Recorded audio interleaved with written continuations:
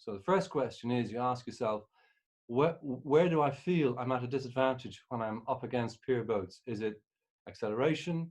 Is it pointing? Is it just speed? Is it off the wind? Is it, what is it? And then what do you actually want to do? Because tuning is an art of compromise. If you load the boat to do one thing better, it's going to suffer on another dynamic. Pick up on what Andrew said. Andrew said there's only 3 bits of string. He's absolutely true, absolutely right. And for those 3 sacred bits of string, there is an almost infinite range of tuning possibilities, some of which will suit you and some of which won't. So I think we were quite like Carden and Jonny Horgan up to about 2004. We'd got the boat, nice clean boat, solid, but she was no, we'd occasionally get away maybe. And the first race I ever won anywhere in the Shannon One Design was in 1995, and that was the SOD Jubilee Medal, where we were really drunk, and with Andrew Bond, we got the course wrong and went out the wrong side of the beat, and just turned out to be the thing to do. We're kind of holding on to that as that's what you need to do to win a race, like bang a corner so hard you are actually sailing a completely different beat from everybody else. And that was our takeaway. And it was only 2004 we started getting, up, the top 10 in Derg, I think, but not inside the top 3 like ever, not even inside the top 5, but moving up a place. And then 2005, it all came together at the very end. We knew by the end of 2004 we were going to have a good regatta the next year. So things kind of come together quite incrementally. People are asking us only at that point, what did you do? And just same result, same thing as Carden said, like looking back over the years, a lot of very, very small things all come together to make your boat a better boat. So we went from slow to fast, and then the very next year we were slow again.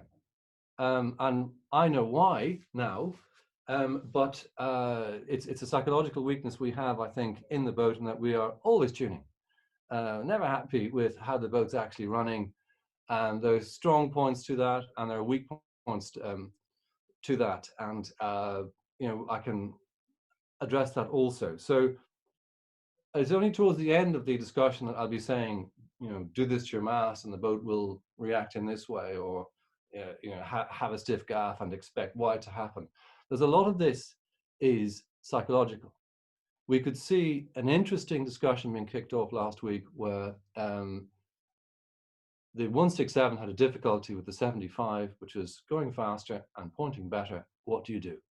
They'd done, as Ian pointed out, the right thing. They'd sat between them and the mark and, just tried to lose cover all the way up the beat. They had a 100-meter lead. Beats are not long. Beats only last in the order of sort of 10 to 12 minutes. 100 meters is a hell of a lot of water to lose when there's only 2 boats in that race. So I'll come to that again as part of the psychology part. Now, normally I'd be very dismissive of psychology as a bit of hocus pocus and theories change. We all know what Freud thought about his mother now, don't we? But it doesn't say anything about you. So psychology for me was always just turn the page and get through to the physics. So we've gone from slow to fast to where we are now. We are now, I'd say, realistically in the top probably 10 boats in terms of speed. When we're going really well, probably the top 4 or 5. But we're not the way we were in 2005. And this, again, has built a weakness into our game. And that we're all the time trying to get back to that. That just, pointing higher than anyone else, loads of speed, dead off the wind, but it didn't matter. Because you'd done well enough going to weather and you're confident enough in your strength that if someone took you off the wind, you just let them go. You didn't try to slow them down or get hit or nerf them up at the mark. You just go, just wait till the last leg is going to be beat, and that's where we're good. So having that kind of self-confidence in your boat allows you to look outside of your boat are the things that really do matter. These are the regatta winners in terms of shift, in terms of strategy. These things can be eclipsed because of tuning. And you're sitting there in your boat and you're knowing it's going slower than it has gone before. That's eating you up. Your eyes are inside the boat. It's really bad. So first question is expectations. What do you expect to be able to do with better tuning? Is it match the fast guy going to weather? Is it eat up the fleet going off the wind? I've seen people come from the back of the fleet as masters at it. Like they have a bad beat, hit the weather mark, and they're into second or third by the leeward mark. And you just think, golly, that would be such a weapon if I could add that to my game. If you do that, the chances are you'll damage your windward performance. So again, it's like, what do you expect to be able to do? Where do you think you are weak and that you need to improve, or you're always going to come out of the victim at the leeward mark, the guy who gets pushed onto the line, can't tack, he's just taking dirt from everyone who comes through to weather, and it's a very frustrating place to be. As I say, we spent a lot of time trying to get back to the speed we had in 2005. We didn't lose a race between the Wednesday in Ree in 2005 and the Saturday in Derr. That was just all firsts. And in Ree, it had been, because we had a very unusual sail, Mags will tell you, it was like a win or a swim. It was that. We'd either win the race or we'd capsize it, just roll it into the wet stuff. Then the next year, we were last in the last race in Ree. That was like a coming apart of years and years and years of work. The boat just wouldn't get out of her own way, as the phrase goes. We know what it was, but we were 3 or 4 years with a soft plate, and you get into the confirmation bias. You're in a fast boat. What do we change? Very little. You're just changing tiny little things, trying to get that speed back. And we're so convinced it was to do with the rig and the sail. I never even noticed that we had to keep on bending the plate. Confirmation bias. We know the boat's fast. So what's wrong? Or is it? Oh, I think that top tie is just it's turning the leech off. It's just nonsense. It was the plate. But it took us a very long time to get back to where we were, and we never really got back to the 2005 speed. And I think we're better for it because we've had to improve our game all over the place. Wind reading, all of that. Andrew raised an interesting point when he said that the position of the plate on the reach could yield a 12%, I think 8%, 12%, I can't quite remember which, difference in speed. Tuning will not bring returns of that magnitude empirically. So just say, you're not going to go 0.5 degrees better or 3 degrees better and go, a tenth of a knot faster or half a knot faster. The returns on other things are far higher. And if you get your head into tuning too far, you lose all of that. So Jonathan Horgan was in a very difficult position when he had to defend a lead against a boat which he knew was faster to weather than he was. Not just faster, he was pointing better. What do you do? And he described what he did. If I didn't know Jonathan Horgan and I didn't know the 75, I would have said, you sailed on the right-hand side of a wind shift that was going left. So the guy who was outside you at 75 was going to point better. And he was going to apparently go faster because he wasn't going to be sailing as far as you were going to have to sail. Then you sail so far, you hit the ley line and the wind was still going left, and you ended up having to foot in. There's your 100 meters. Whether he was faster than you or pointing better than you or not, he was going to nail you. The kind of confidence it would take to, best will in the world, you've done what the book told you to do, which is get between your opponent and the mark. The wind starts going left. As soon as you identify that, when you get the real self-confidence in your boat, you'll basically do the suicide thing, which is, I have a 100-meter lead. It's down to 60. I'm going to burn off 40, literally reaching down to the line that Damien is sailing on. You don't really see that in sods, but footing to a header is you have to be tremendously confident, because you can imagine the discussion that would go between Carden and Jonathan. If Jonathan's saying, Carden, there's only one way to save our race here. We're on the wrong side of a shift that is going left, we need to basically crack off and reach down across, burn off all the height that we've gained just to get in front of him. But I would not, Damien in his boat would have paid a price for being fast to weather and for pointing. Okay, undoubtedly that was off the wind. The conditions suited him that particular day. You can set a boat up to actually do that, and I'll come back to that later. They were Damien's conditions. It's not to do with the boat being one design or not one design. It's like the boat was set up for that. No matter how you set your boat up, if you're right on the conditions for which you've set it up, you have a big advantage over people, that you move better and you put them under tremendous pressure because they have to react to that. Okay, so it's tactically a big thing. You're putting under a lot of mental pressure. He's going faster. He's pointing better. What do I do?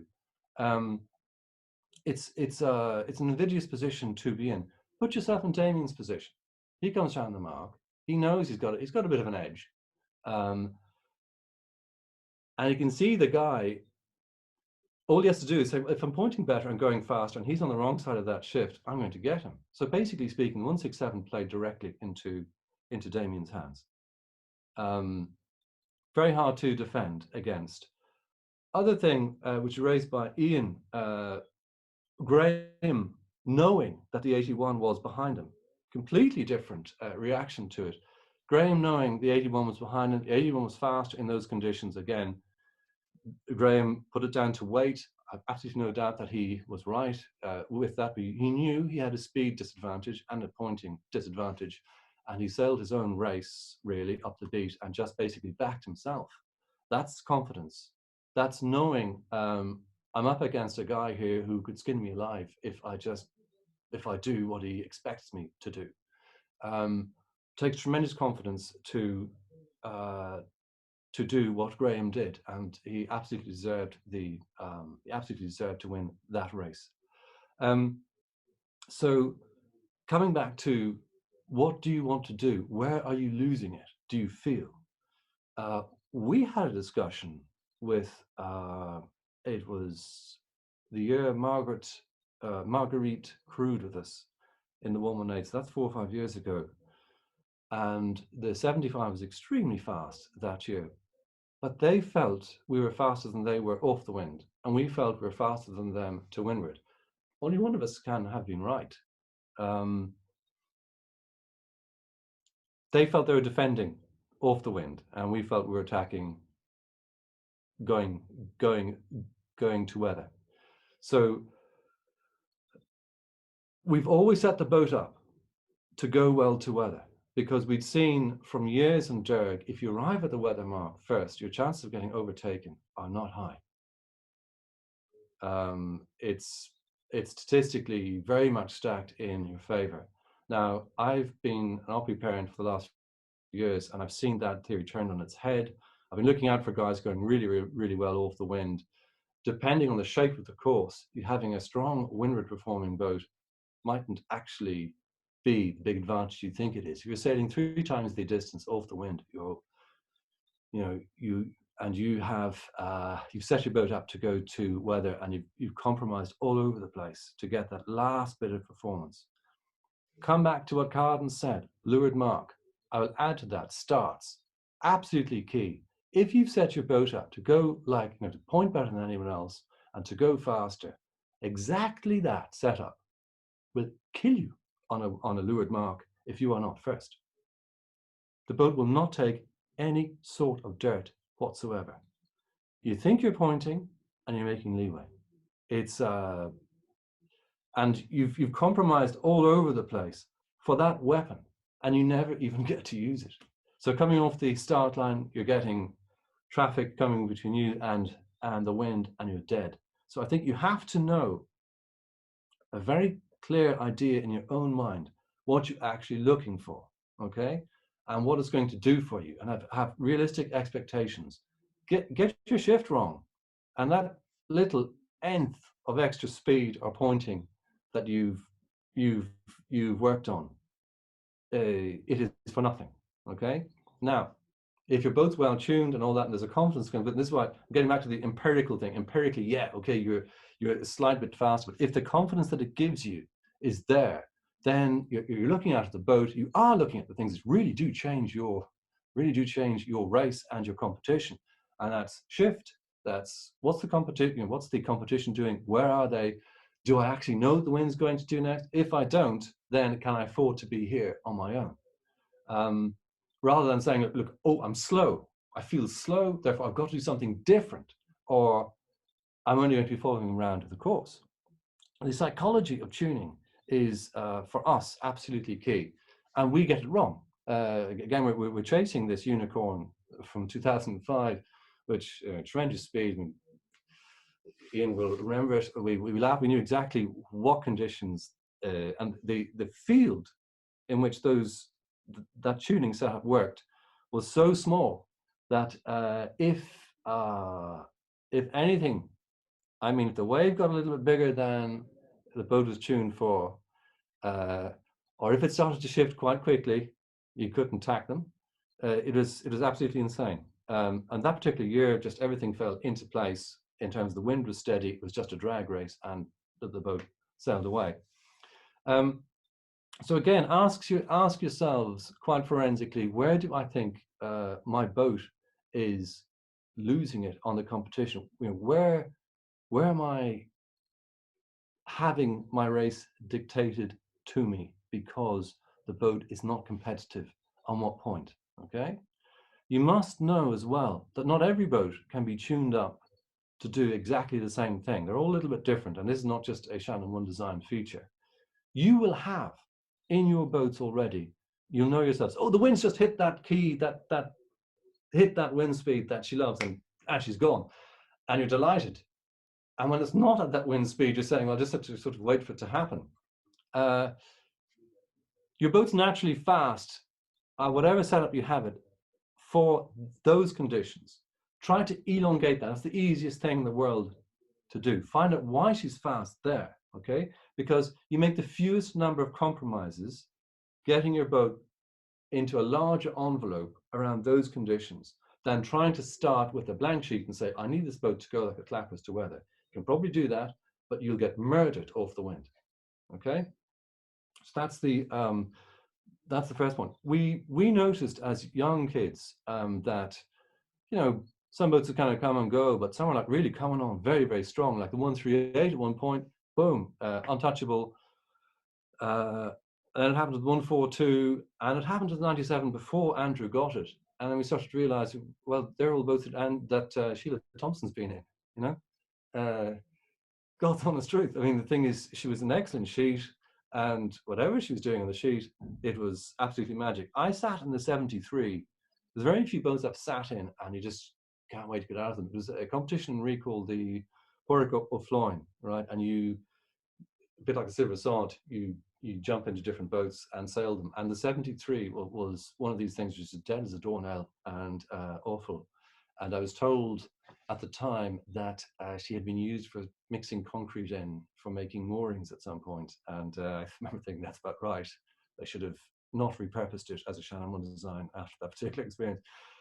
And then only 4 or 5 years ago, for the silver sod, we drew, because we're going that badly. If you think about the way the silver sod draw works, we're going badly enough that when we pulled the straw, we actually got the 73. And she was as dead as a doornail on the tiller, still off the wind. Like, I cannot do anything to the 118 to get that completely neutral helm off the wind. You can sit the boat whatever way you want. You can put loads of mast rake forwards on it. Never happened. And I think that's Anna on the sheet as much as anything else. She came out of the tacks really fast. All the stuff that people say about it is absolutely true. I don't know how to do those things. So if I try to make my boat do that, I'll have burnt my normal performance over all the other points of sailing to get something that my boat is just not really able for. Okay. So this I call that the Sheila Thompson effect. It's a sheet hand, you know. All this thing about acceleration and things, I'm convinced it's a little bit of spars, but it's also your sheet just easing it at the right time and hauling at the right time. So I've mentioned, for me, there are 4 or 5 things which constitute analysis during the race. You're going to have, I've written it down, so excuse me if I'm lowering my eyes for this. You've got the wind, that's going to, you've got boat management, which is sort of boatmanship, basically speaking.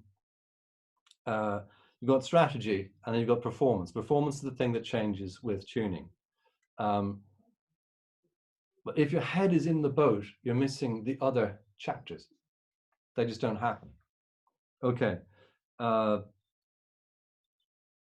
We certainly get very distracted with tuning, and so all the other things suffer. So even if the boat's not going well, she's not going as well as she went in 2005, and possibly never will. Let's say, pick a figure, maybe she's only going 5% worse than she did in 2005. But the accumulation of the effect of knowing that on the way we read the wind, strategy, self-confidence, the actual result is much, much bigger. Okay, so tuning is not going to, it's not the Wunderwaffe, your wonder weapon that you're going to pull out and blow the fleet away. Chances are it's never going to be magic. And this is why I'm discussing with Ian, was saying it's unicorn farming. You're trying to produce something that really doesn't exist. Now, so head out of the boat is more important. Having a good analysis of the wind, very important. You will notice that in all the debates that have happened so far, you're talking about slower boats defending themselves against faster boats, or so the leading boats believed. You had Jonathan Horgan trying to protect himself from the 75. You had Graham trying to protect himself from the 81. How did they get there? How did they get to the position where they're defending against faster boats in the first place? It's because they're obviously sailing very good races. So no one size fits all. We've seen the 86 go extremely well with no rig tension. I can't sit here and theorize about why that should be. It definitely happened. If I try to copy him, I'll go very badly indeed. Okay, so it's very difficult to say, set your boat up this way and you'll go fast. That's why I'm getting back to the idea of find out where your boat is actually going quite well and try to make the window of circumstances in which that happens bigger. That's the easiest thing, because you'll be making fewer compromises on the other points. We would say also that it's key, or certainly when we got into the boat first, the boat had a lot of weather helm. We didn't know really until the wind got up that it had loads of weather helm. And so, God, pull my arm off, have to tack. My arm is that sore, we have to tack. I think curing that was a sail, a better sail with more draft forwards and stiffer spars. It's very difficult to tune your boat if everything is moving. Okay, so I wouldn't go quite as far as Andrew marking things all the time and saying, this is my setup for these conditions, because it will lead you, I think, to not experimenting. Okay, for us, it's also a lot of sensation, having a very clear idea of how fast your boat should be going in the conditions that you are in. Where your boat is key. And knowing, you need to ease now, that isn't tuning. That's boatmanship. So having that key idea, the boat is actually going slower now than she should be going. Get her back up to speed. That's absolutely key. So seeing people do a bad tack and kind of sit there with the sail in, pointing and just sliding because they've got no flow going over the plate.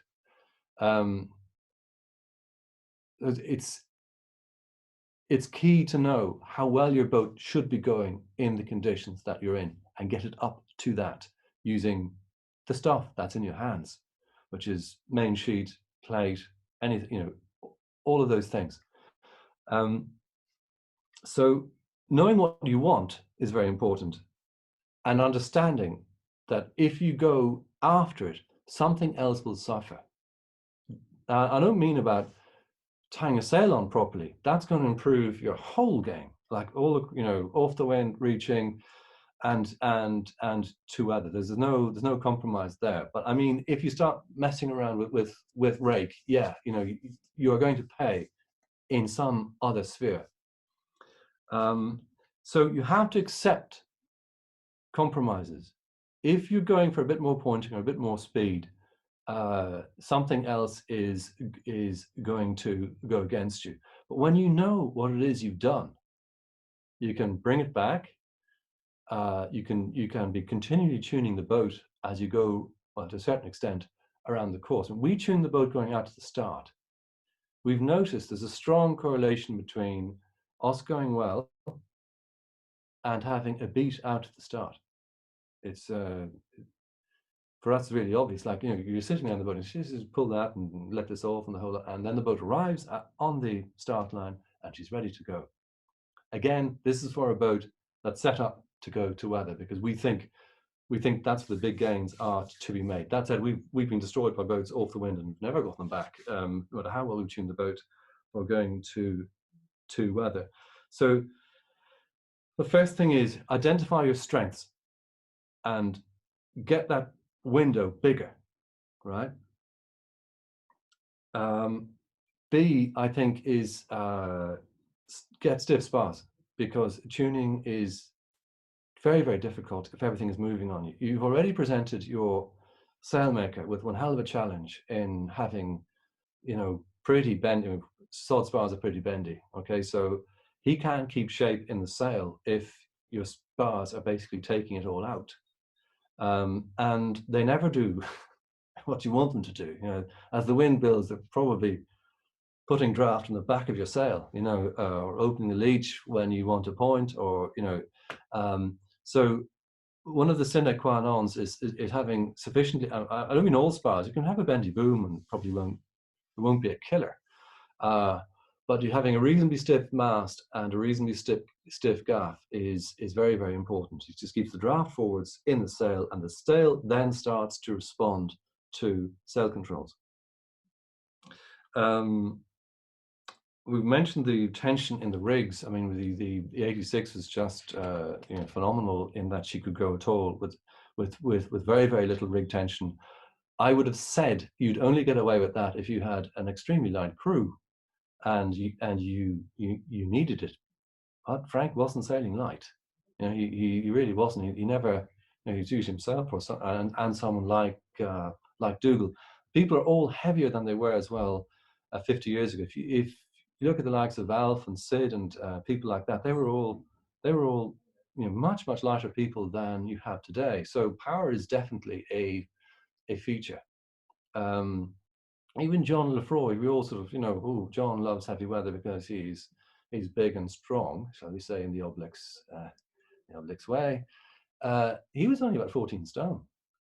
That's not heavy. That's not heavy by today's standards.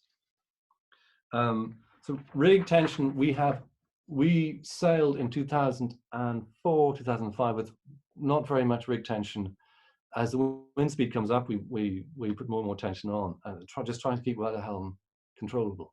So mention the first thing: find out where your boat is already strong, build out. As an experiment, as a very useful experiment, find as well how far forwards your mast needs to go if you have no helm at all. Now, we thought that weather helm was only a feature in the 118 in heavy airs. Of course, it was always there. Just there's enough inertia in your small little rudder and your long tiller that you just don't notice it, and it's only when the wind builds. So sometimes when the wind is strong, it's telling you things about your own boat that are not obvious in the lighter airs. They're present and that they're your enemy all of the time. Some boats have gone very well with quite a lot of weather helm. I permit myself to mention that Rachel, who's shooting for me last year in Derg, she said that the 142 actually had quite a lot of make your hands sore, and that's the way our boat was, and we simply we can't go like that anymore. We have to get the weather helm under control. Admittedly, the boat has to be flat, otherwise it doesn't matter what you do with your mast rake. So basically, bring your mast forward to see how far forward it has to go, and know where that point is. People only change their mast rake typically in the Shannon One Design fleet when they reef. I'd say that is not enough. I would even say that because your belly's blowing back with your soft spars and everything as the wind builds, we actually have we've gone best in Derg, particularly when we've forgotten to lengthen the forestay to let the mast take an aft rake to deal with the sail plan having come forwards as it is reefed. And that'll give you some sort of indication of just how big a play there is in the mast rake. Pointing as a weapon. I think if we'd started this discussion by saying, what was it you really, really like to do? Where are you really losing it? And if you really had to improve one thing, and what would that be? You'd probably say pointing. And when you set your boat up to point, when is that going to get used? It's going to be off the start, and it's going to be off that leeward mark. And as you just said, if you're in traffic and you set your boat up to point, you'll never get there, because if you get round first at the leeward mark and your boat's set up to point, whoosh, gone, and everyone else looks silly. But if it is your thing that you set your boat up to point, you paid a terrible price for it, and when you come around the leeward mark and you're not on your own, your sail will not drive. If you set up to point, she won't drive, you're dead. Start is exactly the same. If someone comes near you at the start, they're setting their race, they're not doing anything evil, usually. And you can't get through them. You can't get through the wash, and they're quarter wave, and you're slipping further and further behind, and you're taking sterns and the whole lot. And there is a boat set up to point, and she's not pointing because she never got the conditions, like the out, clear wind, the gradual build in speed, because you've got no acceleration at all, and then she starts to move off for you. We've noticed the boats that are set up to point very well, certainly ours, suffer disproportionately from dirt. So anything to weather of you at all, and you can forget about drawing all those lovely little cones. And so I think we're right at the edge of it now. It's starting to get a little dirt. It's you've been beaten about the chops as your boat kind of just you can feel it. You can feel it just stop. Other boats seem to sit in our dirt and just plow on. Bravo. We certainly have to work very hard to keep a boat that's up to point going even at a normal belt with clear wind if we've had a bad start or if anything goes against us. Tuning for the conditions, not just on the water, but like you and your crew. You're going to be sailing probably with the same people day in, day out, if you're lucky, and you're not really obnoxious and have to keep changing crew because they run off crying. So there's your weight. There's your crew's weight. We can't sail like we did in 2005. In 2005, I was 67 kilograms, and Joseph was lighter. And we had a cyclist as our third crew, and wet trout, just absolutely featherweight. That's gone. It's so we have to change the way we sail. So we powered it up. She's got a lot more rig tension. We can't go with the really, really flat sail that we went with. You can still get away with quite a flat sail, and it can really work very well for you. In Derg, if you set up to point, and you're sitting there, you see, and the wave starts, and you set up to point, you're not going to point anyway, because you're pointing up into a wave that's ready to sink you. So you've got to have a different game. So there's your own crew's weight, okay? That's going to decide a lot of things for you. That's going to decide, back to the question, what do I want? If you've got a lot of weight, you're going to need power. So then you're into stiff spars, you're into quite serious amounts of rig tension. The sail cut also is absolutely critical. You can't just look at sounds and think, Jesus, he's going well. Ooh, he's going well. Want some of that and get that sail. and put it on your boat. And then, you know, if you're a lot heavier or you're a lot lighter than that guy, then it's the wrong setup for you. So the South and the wave itself, the wave is in Derg critical. And we've traditionally gone better in Derg than in Reed. That's not just because we've had all of Reed to tune up, and we're, you know, our heads are in it, and we're confident in the boat by the time we get to Derg, all that good stuff we're talking about sort of earlier on. We know what the boat's able to do. We know what her target kind of speed is, and when she's at it. There's less of a shift. You know, you usually get a bit more wind. Bit more wind usually means you have less shift. It's more of a drag race. So you can actually, Derg is one of the legs you can tune for, and then it becomes a bigger feature of the strategy, wind shift, you know, the big chapters that decide what kind of a race you are going to have. So could come back to what Jonathan Horgan said. He felt the 75 was pointing better and going faster. Over the week, obviously, the 167 had got its compromises exactly right. So you can't take a snapshot at one race, one leg on one race and say, that's me, that's my boat. I'm in a bit of bother because he's in a faster boat. You are where you are, defending a lead because you've done very, very well. You've got your compromises exactly right. So we would say the whole mark and measure thing, mark not being a Christian name, I mean the mark on the boom or whatever, the mark and measure thing is, I think, a beguiling heresy, because you go back to what you know, and you know what, the world's changed. You know, your force stays stretched or something, and there you are. You need to be experimental and changing all of the time for the conditions that are there. So we would say keep adjusting. And people who come on board our boat are very surprised to see she's not just sailing herself, like we're at it the whole time. It's a bit, you know, fidget spinner as well. And I wonder, would we be doing it if the boat were really flying? I don't know. So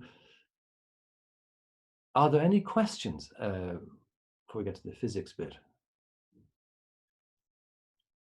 Laurence, one quick question. Have you already mentioned fiddling in terms of, and you've been doing this probably for years, long before the adjustable light hole came, but have you found that that's actually given you a bit more versatility? I know obviously your tuning would involve stay tension in particular, and the mast step, the rake. Yeah. But given the fact that there's so much change that's come in, thank God, with the adjustable light hole and being able to increase the belly of the sail and change where the draft is to some extent, mid-race, mid-beat. Are you relying more on the out hole now, and is that helping you with your settings? Yeah, I think it is. I mean, it has changed the function of the kicker, definitely, because the kicker used to pull, you know, the front third of the boom down, bend it, and sort of take the belly with it. And now that doesn't happen anymore. So you're free-footed. In fact, when you start bending the boom with the kicker, your out hole is actually being let off. You know, so it goes like that. You're basically putting draft in. So you have to be kind of aware of that. We used to be one of the only ones in the fleet, literally during the race, trying to change knots on the out hole before it was adjustable, because we thought it was that important. Because power is great, loads of belly is great, but then your speed never really comes up. So you get big acceleration, you can take on a wave, but getting off a leeward mark, it might be an interesting thing to do, and then you sort of pull in a bit when you want it to point and you want it to go. So I think the out hole is something that has really changed the function of the kicker. I'm not quite sure where we're going to go with that. Do you find it then takes a little emphasis off the fixed tuning of the stays, for example, because you can now, let's take the scenario of coming around a leeward mark, and you're in an unfortunate position where 1, 2, maybe even 3 boats have got room on you, and you really just need to bear right off and try and go faster, even in a shadow. Yeah. Shadow of several sails, perhaps. And in that scenario, you can instantly change the shape of your sail by letting off the outhaul. And the minute you find you have some clear wind again, you can pull it on. Change, you can put it back on, and you can almost play it as much as a lot of people would have for years played their kicker. Yeah. I think it has changed things to a large extent, but gone are the days where you just run on loads of kicker when you're going to weather in heavy airs in Derg, and then basically freed. So you had a relatively flat sail, sailed free in a blow, and that seemed to be really quick because you weren't going to try to point anywhere, just trying to get over the waves dry. I think what's happened, because the bottom of the sail is now free-footed, there was a slightly staying effect of the eyelets on the boom. The boom, of course, was being pulled down by the kicker at the same time it was being pulled up essentially by the sails. So the whole thing was coming down at the same rate. The booms are bending a hell of a lot more than they were. So I think people are actually sailing with more draft in the sail than they think they are. Yeah. No, that makes sense. It's sort of, it's insidious. You here you are with your marks, measured and marked. There we are. It's on a 4. That's what it should be at these conditions. We're running a bit of kicker there now because things are getting a bit tough. And suddenly, what you've actually done is increased the draft by quite a lot. If you move your outhaul by that much, the belly shoots in and out. If you crank on kicker, watch it. You just see the bottom of the belly just scoots away from the boom. Laurence, can you hear me? Yes, yeah. Yeah, just a quick one. Yeah, that was something that we noticed with the adjustable outhaul big time. Yeah. Our boom is basically as bendy as a nice lolly stick. Yes. It's probably the bendiest boom in the fleet. It's never bothered us. Yeah. We've sailed it open-footed, so there's a bend in it as well. Never bothered us. Yeah. The bend is in one direction. But interestingly enough, we noticed that we stopped using the kicker so much upwind. Yeah. We have to pull the outhaul right out to the limit. Yeah. And then we'll pull on the outhaul so much. But if we have a problem, then we have to we pull on the kicker so much. But it is bringing huge draft into the sail. Yes. So instead, we let off the kicker now, and we're using the downhaul quite a bit more. Yes. So just it's reinforcing what you're saying, but we found it very effective in some of the conditions, particularly, it has to be said, in heavier weather. And I'm trying to think, there was a bit of very heavy weather in Derg last year, but there wasn't that much. There was more in Ree, actually, if I remember correctly, on the weekend when I was there. Yeah. And we were starting to do that. Anyway, it's just a reinforcement. We didn't even rig the downhaul for years. Never use it. You'd use it to get rid of a wrinkle. Slightly cosmetic. Don't like that wrinkle, a little tug. I think the kicker has completely changed because of the outhaul. Just what you're saying, you have a large boom, I think, which is quite bendy. Of the three, boom, mast, and gaff, I would say the boom was the least important, and now I have to reassess that. How important actually is the boom now? Is stiffness in the boom? Or the same? It's stiff because it. I think you can sail around it.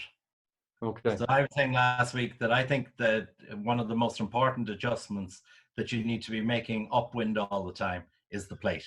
It's all about getting the center of lateral resistance and the center of effort together. So if the breeze is pulling that draft into your sail, it's going to push the center of effort further back, and therefore you've got to try and get the plate back to balance. Match it, yeah.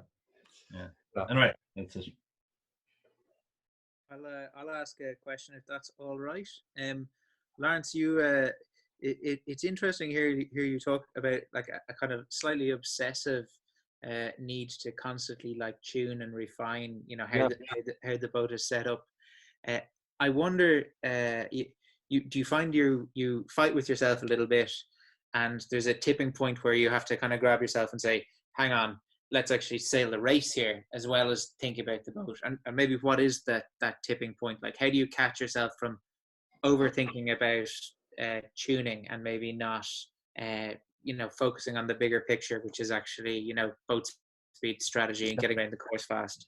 Yeah, it is. It's hard to pull yourself back. I think it depends where you are in the competition as well. So if it's early in the week, you can afford to say, I'm investing in later in the week. Tuning. Okay, that's fine. And then you get to like, I actually need to be getting my act together now. And she's going as well as she's going to go. If you find out something during the week whilst you're racing that gives it an extra little bit, fine. But don't distract yourself. You have to just be mature about it and know where your priorities are. If you try to match David off the wind, you're just on hiding to nothing. It's a bad idea. It's a bad idea, but there are other ways. Hard way. You learn the hard way, yeah. And he knows too, so, yeah. So it does take a certain amount of self-control. I'm convinced we haven't got it right psychologically, because we are definitely still allowing ourselves to be distracted with the unicorn. I remember we had years ago now, but we had a very good race against the 37 in very light airs, and the two of us got well away from the rest of the fleet with own Delany on the helm, and we were a bit quicker. Again, very light in the setup. He wasn't, and we were just faster and got through him and finished. And then on the way, when we were de-rigging on the slip, he was saying, well done. And I was doing the outhaul. And he actually walked over and he said, what are you doing? I said, I know she should be going better in those conditions. And he said, you have to cop yourself on. No, I did it to annoy him in subsequent races. Of course you did. Well, I was getting to him, and she can do better than that. But I think the psychological effect of trying to obtain an extra 1%, that's all it's going to be. Yeah, 1% difference over 45-minute race. Yeah. But you think about it, losing a 100-meter lead on someone who's pointing slightly better than you are and going slightly faster. Yeah. You have to question yourself what actually cost you that 100-meter lead. The beat's only going to be 10 minutes less. He's not going that much better, Damien. If I can summarize your answer, it's probably when you feel you're going faster, you're happy to kind of leave tuning and maybe think about strategy, and that applies both on a race by race basis and early in the series versus a late in the series. Yeah. So late in the series, you'll feed it more because, or early in the series, you'll give more to tuning, because late in the series, you can kind of let that go a little bit and think strategy. You have it moving nicely. I mean, if you look at what you did last year in Durham, it was very impressive, but you still come out of it thinking we weren't, we've been beaten by X for pointing or whatever, but your compromise was absolutely spot on for that event, and just do it again, whereas if you're in our position, you're all the time thinking she can actually go better, and we know it's there somewhere. But if the answer is, Laurence, you have to lose 15 kg and Joseph possibly more, you have to, you're sailing the boat you're in, and that's that.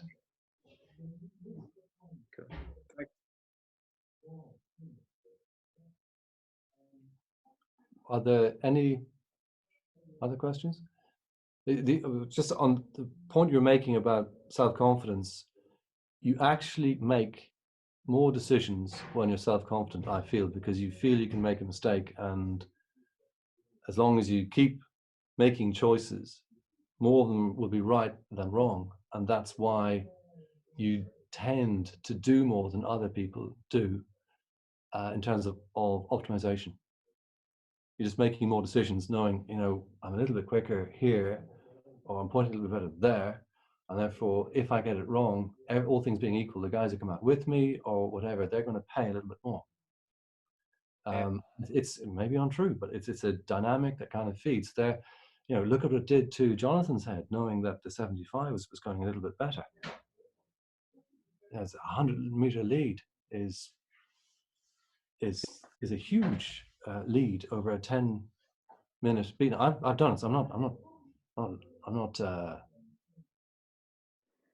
not identifying him as, hey, look what Jonathan did. I mean, we've all strung away massive leads sometimes to the 75. But it is something that plays on you. And, you know, if you didn't know him at all, you didn't know he was pointing better, you didn't know he was faster, you'd probably actually have done better.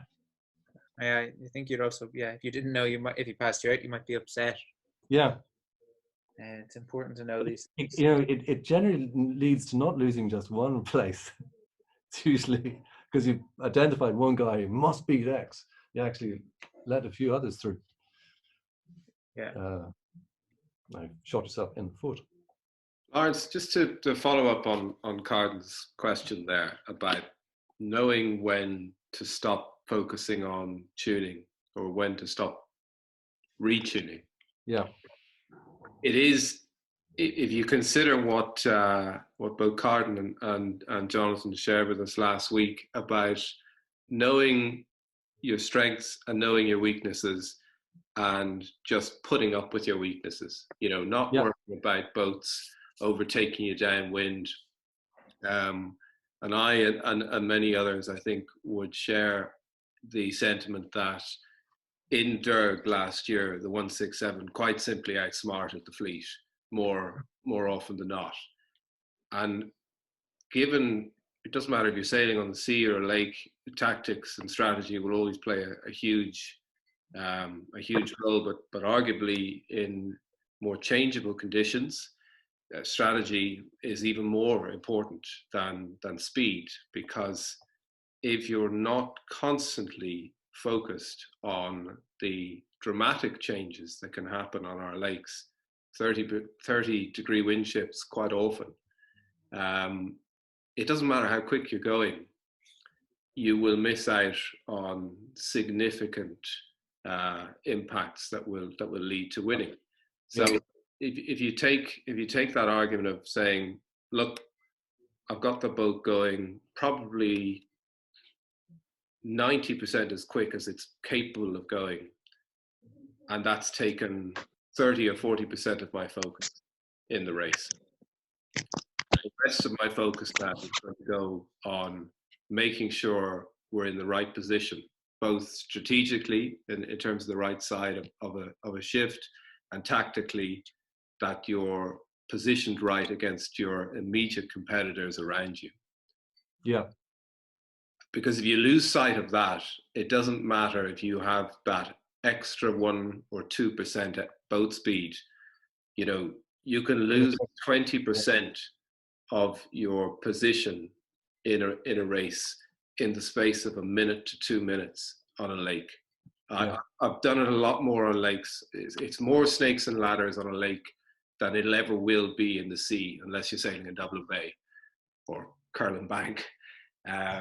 So I just wonder, like, is that something to take into account when you're trying to balance the discipline and the focus of constantly tuning mid-race and reflecting on tuning that you might change after the race, but also keeping your head in the immediate game and the dynamics of the beat, of the reach, of the downwind and the wind around you and the competitors around you? I think so. Yes. I mean, it's very difficult. It takes an enormous mental discipline to stop fiddling and start sailing, because you have this memory of, you know, nice performance and what it could do for you. But the fact is that is a unicorn. It is damaging your race now. That memory, of course, by all means, tune for the conditions that you're in, and you know. It's important to be going within, you know, it's important to be going not so slowly that you're just going to get murdered anyway, or you're losing opportunities, or you're losing water at marks and stuff like that at absolutely critical times. But broadly speaking, the big gains are not made in tuning. They're actually made in getting your shift right, strategy, not being distracted. The distraction effect of tuning on the water is colossal. Yeah. Well, for us, I mean, this is my weakness, and I know I have it. It's pretty difficult to fight against. Sorry, I didn't want to detract from the value of tuning, because that's what this whole session is focused on. And you had alluded to earlier that you were explaining, it's much more valuable to consider what you want to achieve with tuning before you get stuck into it. Yes. So, could you talk us through maybe some of the practicalities now of tuning? Maybe you mentioned a lot about tuning to point. So even just the simple practicalities of what you've been doing, so that some people might be able to replicate it, bearing in mind every boat's different. The stiffness of every spar is different. But just a couple of basics that people might pick up on now. Well, the basics, I suppose, you have to watch your crew weight, because if you try to set up for typically if you're a heavy crew in a heavy boat and you try to point on a light day, forget it. Pointing is frequently confused with going the way you're pointing. You can make massive leeway and destroy the effect of what you're trying to achieve. So pointing in the wave, are you even going to try it? Probably not. You're better off to go. It's knowing when pointing is a mug's game, and you shouldn't be trying to do it. That's absolutely key. Flat water, you need a flat sail. Just flatten the sail, actually point. Very nuanced in a chop, because you've got to get the speed up before she can point, and pointing will cost you speed. So there's that, there's that match to be met every time. Now, I'm not traveling, and we're not traveling, then making leeway. So I think the shape of the back of the sail is very important, and knowing your sail as well is critical. David tends to know his sails extremely well. He gets the absolute max out of them, and having the right match. And for me, pointing is really a question of spars and not trying to do something the boat can't do. So if you're in a heavy boat, heavy crew, light airs, do something else. If it's medium, as you say, you can have. I mean, in 2005, it was such a fine thing that we needed a strong rising wind. The wave wasn't there yet before she'd actually go.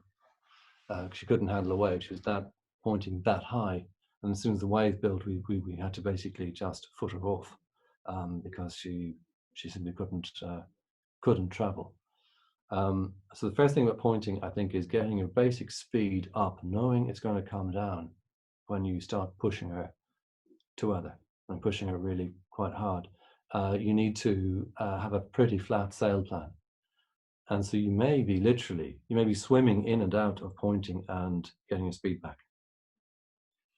And that's why the boats with good acceleration, because they can open the back of the leech or whatever, they tend, this is why your sheet hand comes into it. They could be playing the sheet the whole way up the beat, like bad wave, still trying to point, like crack it off, get her going again, then up again. So it tends not to be, this is the shape of the sail that will get you to point. It's a boat management issue, pointing.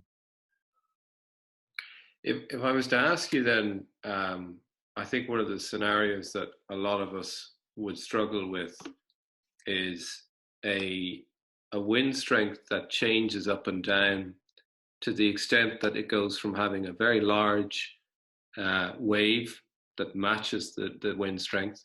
So I'll be specific just to give everybody an idea of what I mean. Let's say we have a force 5, an early force 5. We're in Lough.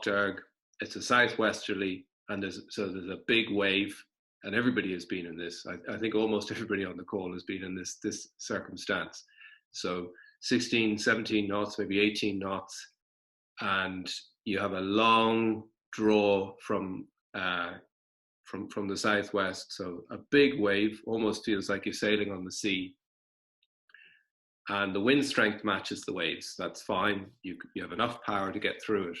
But quite often what's happening in our wonderfully changeable climate is that suddenly it goes from 18 knots to 12 or even 10 knots.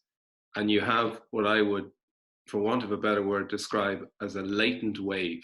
So that big 18 knot wave remains and the wind strength is no longer there to match it. Yeah. And I'm wondering what the 118 does to prepare for those conditions. If they've been looking out from 9 to 10 or 10:30 in the morning and knowing that that wind is going up and down to the extent that it could go up and down in the space of 15 minutes, 20 minutes, the length of one beat, and you're wondering, how do I prepare to make the most of when we have the large wind that matches the wave and the most of the lower wind that has to struggle to get through that big wave? So how do you capitalize and compromise to make the most of both conditions? What do you do in those fixed settings that you cannot adjust mid-race? We would be very aware of the fact that because the wave is there, you may only be able to bring out your pointing game as you close on the weather mark. You might be under a shore or something and the wave is a little bit down, and that's when you really start to bring out your pointing game. What are you going to do the rest of it? So maybe when we're talking about the art of compromise, the setup would almost certainly be, you can forget about pointing in this race, because in the big wave, you're not pointing anyway, are you? Okay? Not really, not driving into it, because it's full of water, particularly because when the wave then when the wind then dies, then we start for power. So your best shot at that is to go straight for speed. And because you're a bit quicker, you'll find you spend less time in the lulls, because the wind will not die usually uniformly across the entire course. You're probably chasing it at one side. You get there first. And we're talking about this thing like empirically, you're only a few % faster, right? Because you've got there first, stuff starts to feed back. You got to the fresh wind before the others, and you've sailed for longer in stronger winds, and you look very clever. But you actually haven't. You're both the same as everyone else. She's just been set up. You've correctly assessed the race as being a speed race, drag race. Much more difficult if you've got. Dealing with slop is always hard if you're heavy. The lighter boats will kill you, because when you get people coming in off the gunnel, that's just wasted weight. You get people still hiked, they're going to go through you. So if you try to beat them at their own game, so you've got to play to your strengths. Try to beat them at their own game, and you're in trouble. No more than taking on David Dixon off the wind. And don't even try. It's not something you can do. And now, every dog has his day, and if the wind kicks in at the end, all those guys who went through you because they were fully hiked in those conditions and you were sitting on the thwart, that's when you can come back. And did you get it right? The outhaul, of course, will make a big. Well, outhaul only controls about the bottom third of the sail. You've got to look at the leach as well. Leach is critical for speed over waves. If you go up with a closed leach, like set up for pointing, you wonder what is wrong. Enormous drag. But what you're effectively saying in those situations where there's so much change that you almost go from one day to a different day in the space of of a lull, that really the precision of tuning doesn't go out the window, but it no longer plays such a significant role, perhaps, because you can't capitalize on that fine tuning in the big wind. You don't need it, so to speak. You don't. If you set a boat for pointing and there's a wave, you're not going to win that race. You never need. Maybe the way it might have worked out for you is as you got close to the weather mark, the wave was that bit smaller, and you cranked her in, and she pointed beautifully, and that's going to be what? Maybe the last minute, 2 minutes of a beat, of every beat that you sail. Out of 3, it isn't enough. You've made the wrong compromises. So taking that specific example away, because it only relates to some of the many things people want to consider when they're tuning. If you were to try and generalize a bit beyond that and say, irrespective of having a wave, if you've got very changeable wind conditions that you've observed before you put those fixed tuning positions in, before you launch effectively, would you then say that the tuning, you're probably spending a little less time on tuning and being a little bit less concerned about the finer points of it, because you simply can't predict the wind strength you're trying to match? Yeah. And what I'm getting at is, do you then spend more time on tuning and put more emphasis on it, really only in the conditions where you've noticed a very steady wind, a wind that you believe you can match the boat to meet, and that will probably be with you for 80 or 90% of your race? Yeah, I think we've definitely done that. We've definitely set the boat up to go very fast in the conditions, and when they move off those conditions unexpectedly, we've been very quickly very slow. Typically on Re, I remember we were well set up for the conditions, going very fast, and the wind dropped a little bit, and we had Lough straight away. And literally, we had to sail her heavily heeled to keep her going straight. It was that bad, and race over, finished. You just got it wrong.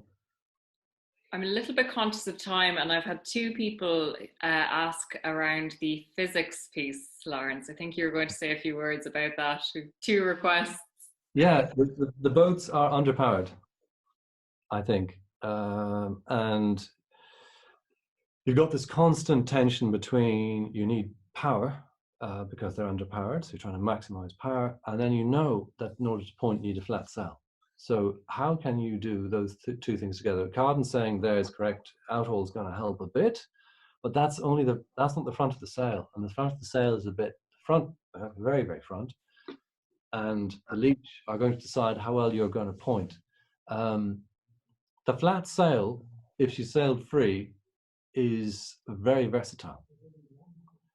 But if you are not good or a little frustrated or a little hasty on the sheet, you won't notice how versatile it actually is, because you see people in light airs cranked in, flat sail, it's going to take them so long to accelerate to the speed that sail can actually go at in those conditions that they might as well be out there with a full sail. So to get the flat sail is a very, very versatile sail if you know what you're doing.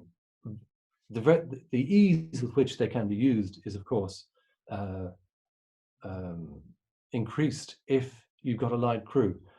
A flat sail and a heavy crew is you're really asking for you're not asking for trouble, but you won't get it right the first season. You change sail to sort of let's try a really flat sail here. You're not going to do it in the first season. If you try a flat sail and bendy spars, it simply will not work at all. So I think the sine qua non is you need stiff spars, so it goes where the designer, he had his idea for the sail when he made it, and therefore at least you can follow that idea up if you've got sufficient in the spars to hold a little bit of depth that is in the sail in it. So flat sail has huge versatility. The deeper sail is easier to use, but it will never produce the speed or the pointing unless you've got a big wave or something like that just makes it very, very difficult for the how good the flat sail is. The guy's going to struggle to get the speed up in the wave, so it gets the feedback effect. Obviously, the higher speed, better flow over the plate, higher angle all the tack, because of course you can't just drive it into the next wave. So every dog has its day. I think on the lakes there's a lot to be said for the flat sail, but again, the full sail is definitely easier to use. Neither of them, unless you've got a really light crew. Just say you really light crew. Something I want to do with my kids actually is to put a really whippy gaff on and a full sail, because they'll be able to hold it. So they're only learning the Shannon One Design. The full sail is very tolerant. She'll go when the wind picks up. I'm just hoping that the gaff will go to leeward and they'll be able to drive off the bottom of the sail and get home dry. But it's the only instance I can think of in which you can justify having a quippy gaff, because it opens the back of the sail really badly. And again, there's too many, technically, yes, it could be quick in a wave, but you probably won't get that far. It's just too small an advantage for what you've given up. We've had sails which have been extremely effective to weather, and we've never been able to even to fill them on the reach. Like, forget about your telltales all along by the gaff, forget it. So you're making big compromises to get that sail to work properly to weather. And there are full sails.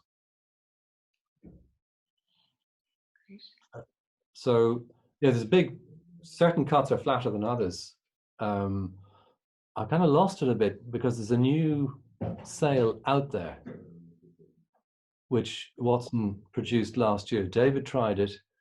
I'm not quite sure where. I'm sure he'll have some suggestions for Philip. You have is it a 96 cut, which was the? It's a 2018 cut, and obviously it's cut in the new way, and that it's for. Can Philip tell us about it if he's online? I can see his name. He's on the line, and I think he's only making one cut from now on, as far as I know. But I'll let him. Yeah, that one.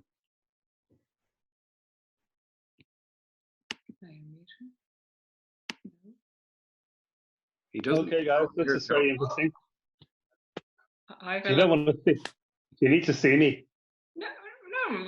Hearing you is preferable, but unless you have better show us. Okay, well, look, you're right about we dabbled with a flat sail around about 2008. The 96, as you're quite right, is the one that still was more popular, and as Laurence said, is much easier to use.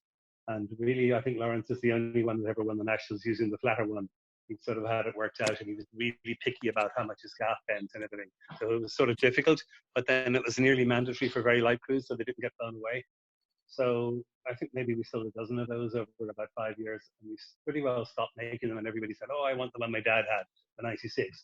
And all we did when the loose foot was allowed was we flattened out the bottom third of the sail in terms of seam shaping, with the logic that the person could put the belly back in with their outhole, and we used everything else was the 96 shape. All the seam shaping, left curve, everything else was exactly as the 96 sail. And all we've done in the last year or two is try and tweak them out a little bit so that they measure big. Because when the sails were not loose-footed, the head to center foot measurements forced us to make the luff and leach short. Otherwise, when the boom bent, it would drag out of the eyelets and make the sail look shit.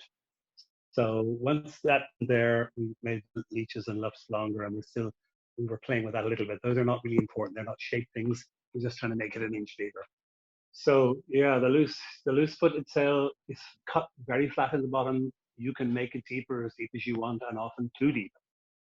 So that's really all I have to say about that. And we started that 2 years ago. Okay. Thanks, Philip. Well, I think there is something to be said for the flat sail still. I mean, we liked it. Definitely easier for a light crew not to make mistakes with. Heavy crews really got its work cut out with a flatter sail. But it was full along by the gaff, which meant the whole sail plan could be working to weather, but you couldn't get it to work off the wind. So we basically, our whole game was based on how well we could get that sail to go into weather, and she was very, very, very effective to weather. And then it actually lasted a long time. It was a great sail. But we now have a full sail and we have a flat sail. I'd like to think that that game is sort of kept open, because it would, for me, be a shame that you have someone who sails heavy like Graham is forced to use a flatter sail or a fuller sail, or one crew is going to be disadvantaged if there's only one sort of sail. It's either going to be the heavies or it's going to be the lights. So it's nice actually to have a choice. Thanks, Laurence. I'm conscious of time. Are there any last comments or a last question? Can I get a quick question in? You can. Sure. Hi. Laurence, two quick questions that you might just throw some light on for me. Is what's your ideal average crew weight, all three people together?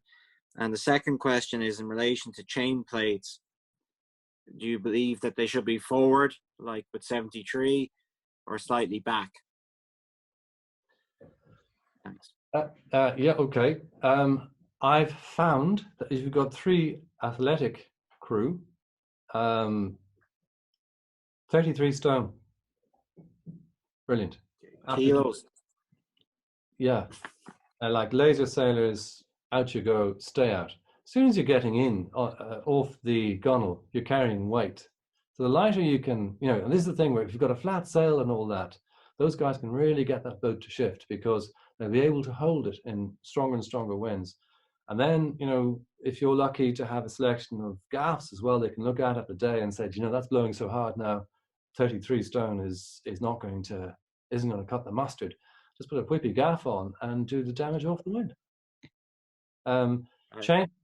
Chain plates, I moved mine to the new position, to the aft position, because the intelligence at the time was that it would protect the mast. There's a season where like masts were just going left, right, and centre, and everyone would just just give them a bit of staying effect. I'm not sure how effective it has been. There seems to be fewer masts being broken, definitely, but I don't think it's right that some people have left their chain plates in the old position, because it does give them a considerable advantage in light airs. They can let the sail an awful lot further forwards, and in a laser what kind of difference that makes, and you get to sail by the lee. You can't really sail effectively by the lee if you can't let your sail far enough forwards, and they can. We can't. So 118 stays are in the same position as 97 stays. Then yes. we're 73's chain plate is actually further forward, so that's why we find there's a tremendous advantage for David if the broad reach turns into a run. Yeah. He can go deeper. Yeah. It's a huge advantage. Now we rarely end up on runs, as we know, and to a point of we if we could, we'd be loosening our stays off to actually go deeper and deeper down. I've never tried a song plates further forward upwind. Is it dramatic? Is there a difference if the chain plate was forward upwind? No. I think that the whole effect is kept for off the wind. Going to weather, the fact that your chain plate is it's only this kind of a distance. It isn't big. It doesn't seem to produce any effect at all going to weather in terms of the staying effect. But off the wind, you're absolutely right, Ian, especially in light airs, dead run, get her going by the lee, and we can't do that because you're basically forced to sail at closer hold. You're letting off kicker and stuff to try to let you boom up and be forward on the sag of the side stay, but it doesn't have to do that. He's not on his own. I mean, I'm sure there's lots of boats out there which have the old position. And is that why you say you can't beat David off the wind? No, I think there's more to it than that. I think he's finished at how light his boat was on the helm. She's dead. No feedback at all on the helm. For us, we'd have to have it kited. We'd have to have the mast literally so far forwards we would have difficulty beating if we were to try to get that kind of setup. I'm not sure how he's doing it. I mean, bravo. Yeah, no, but I agree with your talk has been excellent. And last year, it was I think 2 weekends before the regatta, and it was actually partly because we went well in the regatta. My wife told me to stop fucking with the boat. It's going quick enough, and just say, and you can get too into it, tuning it, but it's they are definitely speed, and what you're saying, like what I'm getting out of you is speed. Yeah. And the pointing kind of looks after itself. When people say, "Oh, I need her to point," saying, "Well, pointing is going to cost you speed." You're realizing, Do you realize that? And if you set it up to point, there's only a few times during the race when you may actually need that. The precise configuration you need to point is going to kill you off the leeward mark, which is one of the positions you're going to need to point in. And the second is coming off the start. So basically speaking, you haven't done yourself any favors at all. But speed is great. And probably easier to get as well than, doing weird stuff with your rig and sail shape, etc., to try to flatten it to get it to go to weather. And it just thanks for answering my questions and depressing me that I need to lose 25 kilos. Well, we've noticed about you is that you sail really well with because your weight is dominant in the boat, and you know where you want it, and therefore the boat moves beautifully. She roll tacks beautifully. You're always doing the right thing in the boat because you are, the vast majority of the weight in the boat is you. Careful. A laser, you know what I mean? So if you wanted to stick the bilge in, you just put your leg forward, whereas it's harder to move a crew in a coordinated way if there's three of you, all about the same weight. I found the weight thing is kind of funny. I came out of the J24s and we were all very conscious about weights and making weights and the position, of the weight in the boat. Yeah. When I came out of 172, I found that it was dramatic actually having a lighter crew with 172. With 97, we actually find we nearly need a slightly heavier crew, which is kind of funny. We could sail with a heavy crew in 97, and the gaffs I've only figured out this season. We're actually heading more towards a stiffer, stronger gaff. As it goes on, but it's I find we're just trying to power up the spars as much as we can, and but it crew position, crew weight, massive effect on the sod, and that's the reason I've had 4 kids. If you look at the 75, which has been the villain of the piece, pointing higher and going faster. That's a light boat, sailed by heavy people. Yeah. And the 97, I suspect, is light. The 73 isn't light. I was quite surprised. She's not a light boat. So I'm not. Again, he's going very well off the wind. His acceleration's colossal. I think that's probably sheet hand. Yes, it's definitely a sheet hand to helm is and the relationship there is so important. And our way to improve as quickly as we did was to switch between the helm, the sheet, and swap between Keelan and myself, so we understood what each other felt.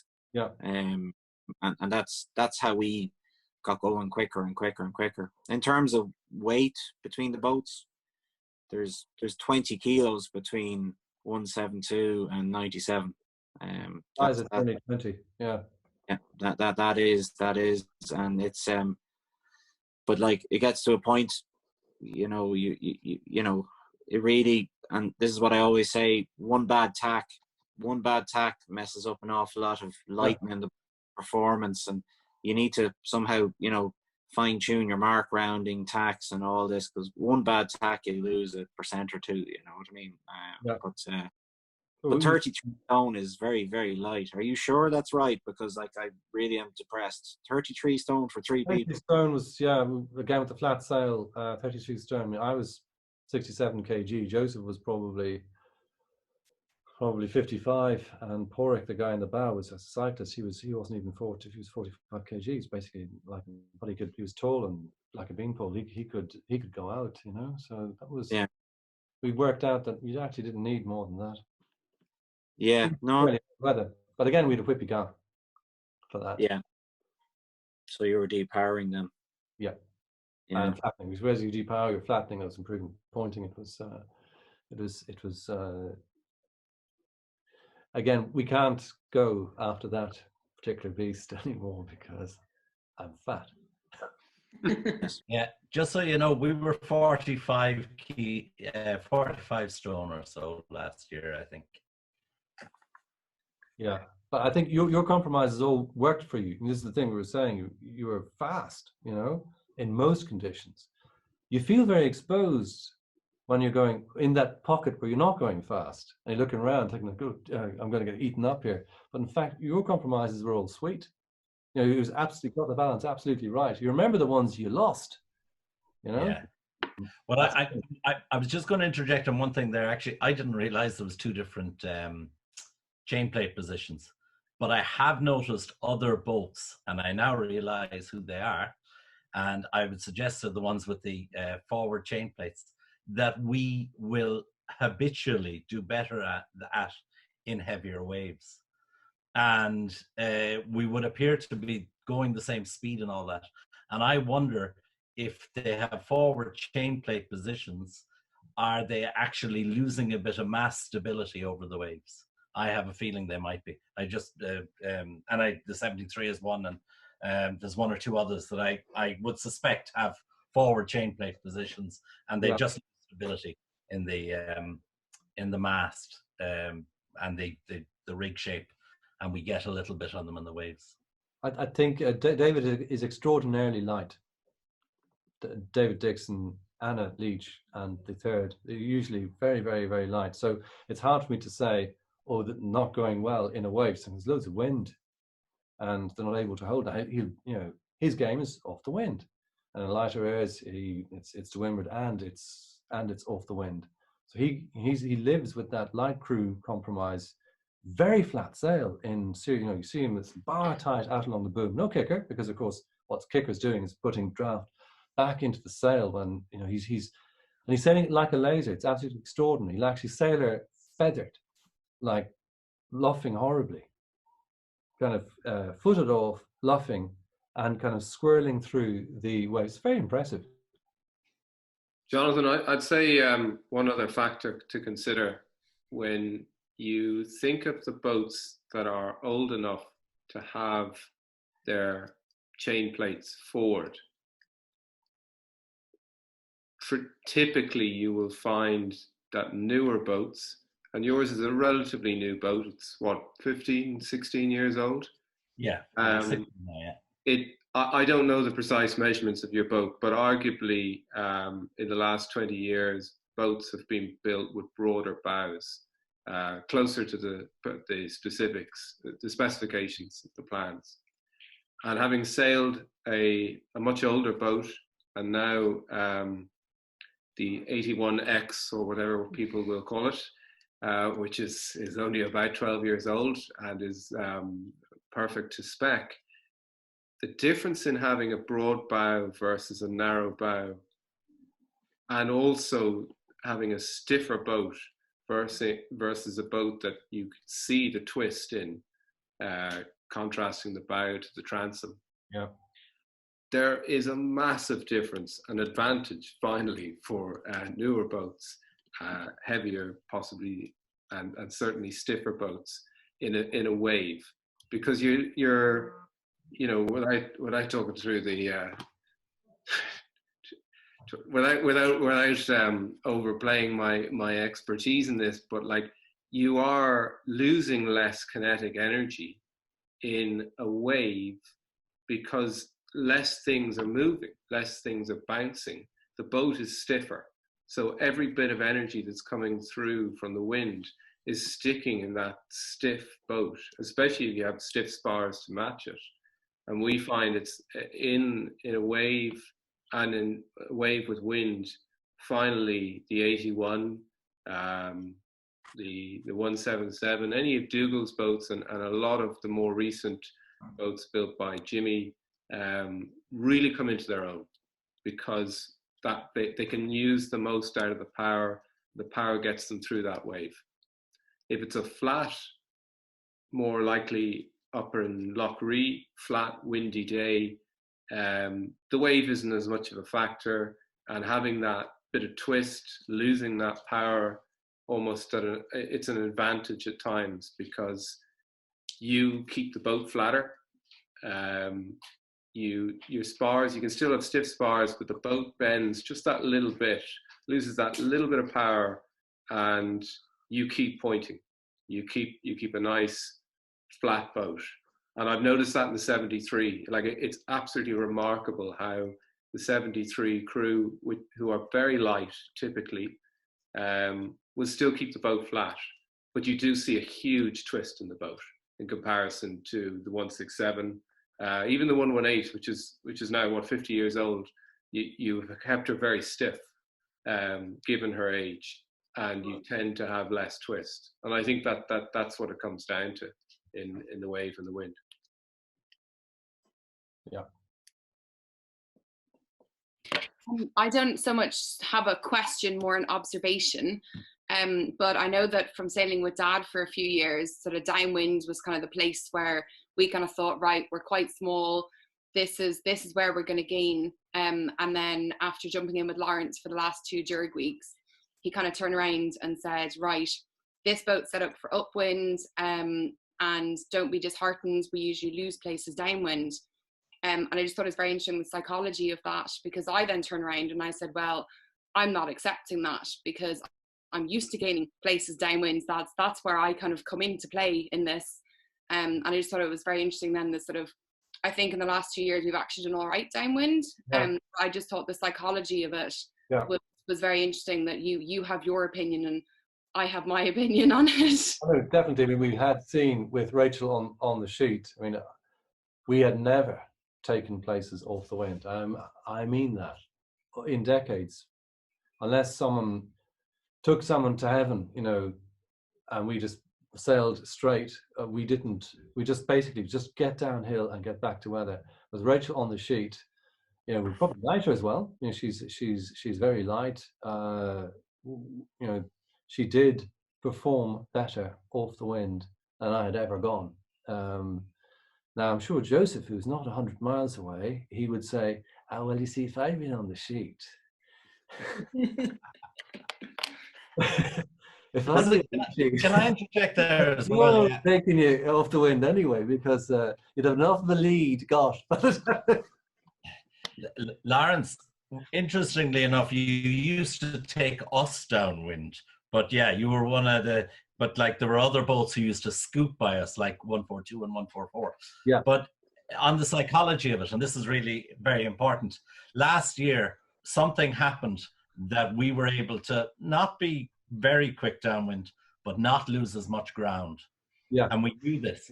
And once you know it, it makes such a big difference to you. Yeah. Because then you can just concentrate in your own boat. And Carden is muted now because he's feeding Arthur. He'd be the person to talk about this.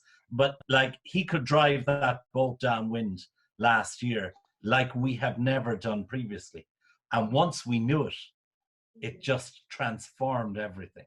Yeah. It meant we could focus on everything else and not our sluggishness downwind. We were still sluggish, but our focus and our psychology was 100 times better. I never believed in psychology until we started noticing this about ourselves. The whole distraction, the whole, I'm not going to say defeatist, but like we were very defensive off the wind in terms of just get down, let people through, because you don't want to slow yourself down and then just get to the leeward mark and then try again.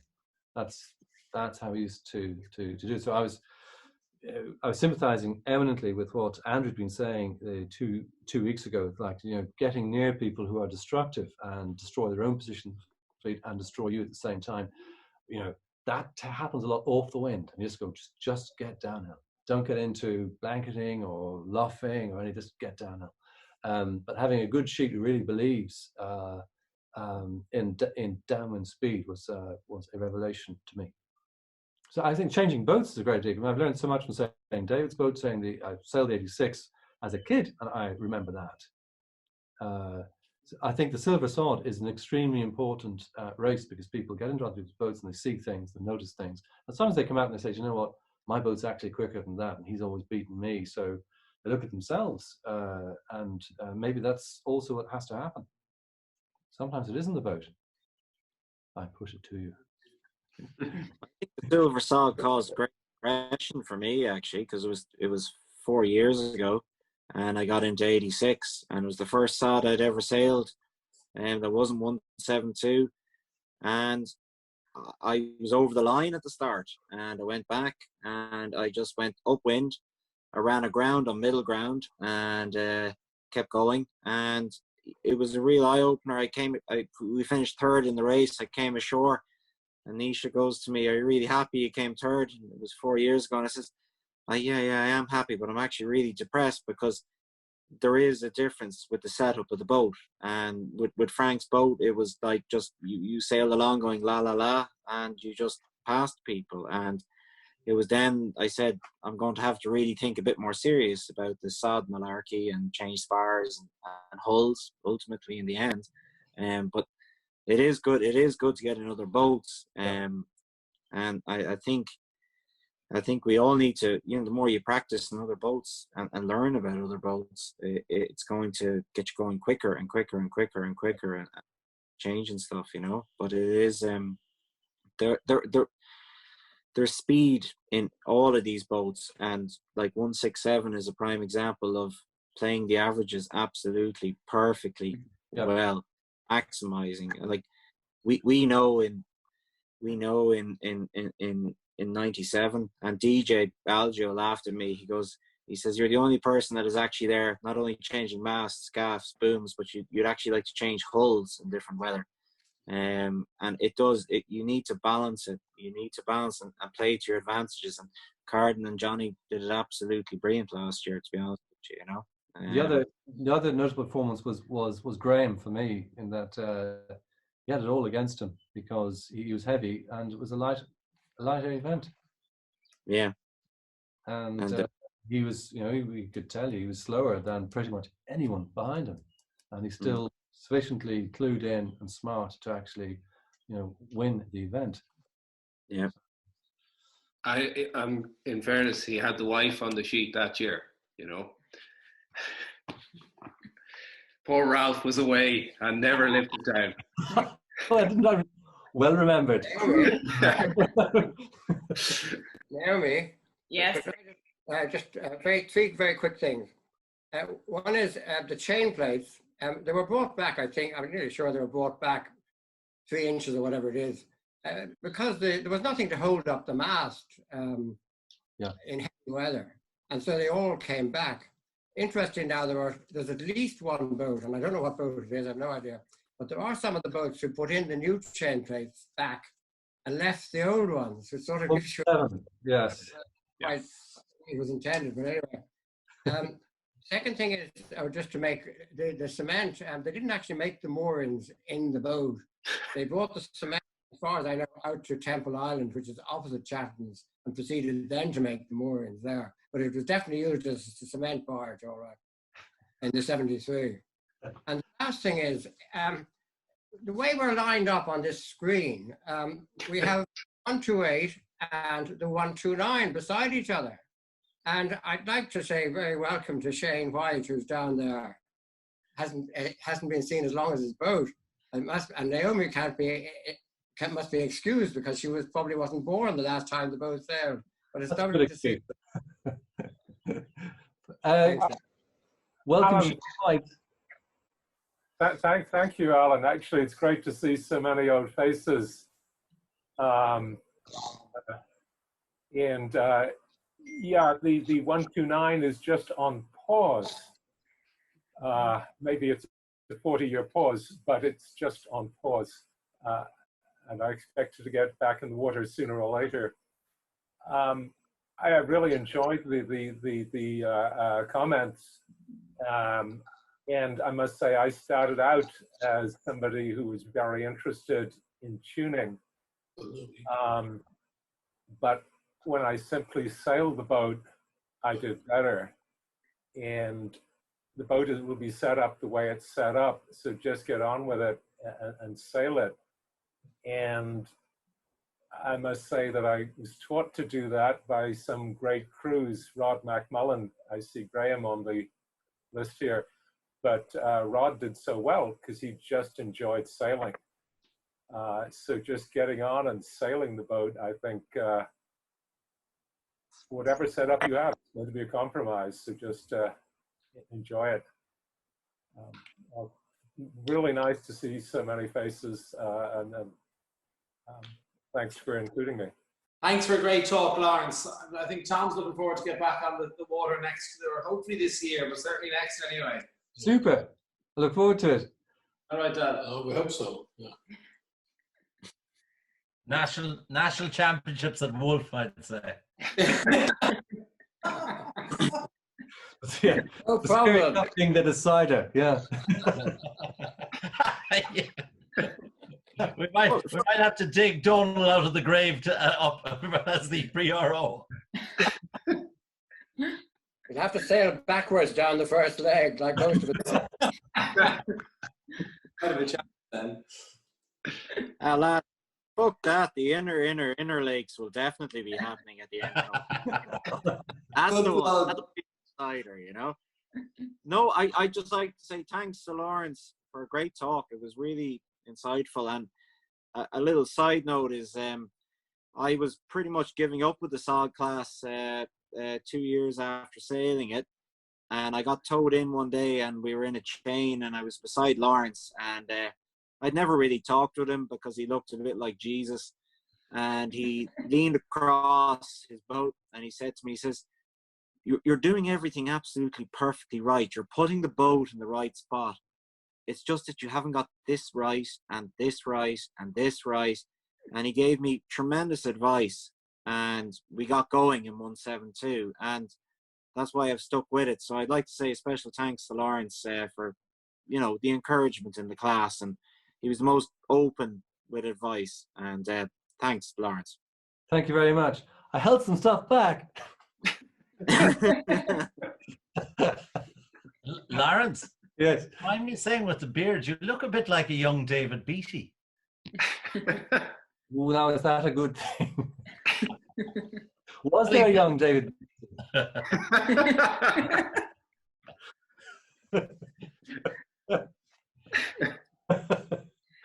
Listen, I have to go because Joseph's going fly fishing.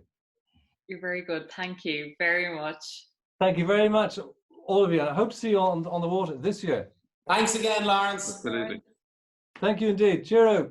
Thanks, Laurence. Bye. Thanks all. Thank you. Cheers, guys.